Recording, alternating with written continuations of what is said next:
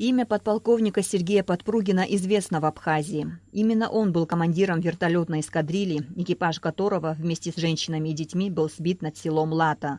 Сам он в тот роковой день, 14 декабря 1992-го, пилотировал второй вертолет, вылетевший с беженцами из блокадного Тхуарчала. В передаче абхазского телевидения, посвященной 20-летию Латской трагедии, Сергей Подпругин рассказывал об этом трагическом дне.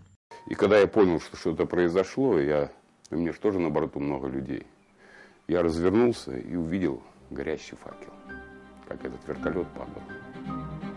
Конечно, неприятно было, я понял, что там уже живой никто не останется. Падал он очень, большая скорость была, просто падал и весь в дыму был, потому что он уже горел. Я запрашивал, пытался там выйти, там что-нибудь помочь. Я знал, что ничего это не помогу, и сразу догадался, что это ракета, потому что я в Афганистане был, много видел таких вещей. После гибели экипажа вертолета российский военный летчик Сергей Подпругин решил остаться в Абхазии. Начал работать в ВВС страны.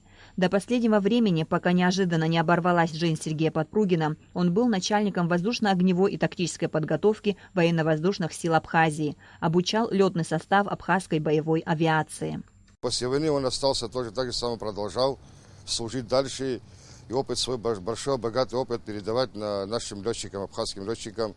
И у него много учеников, сильных летчиков, которые он создал. Большая потеря и боль очень сильная для всех, и даже от молодого до старшего очень больно, что мы сегодня потеряли Сергея Михайловича.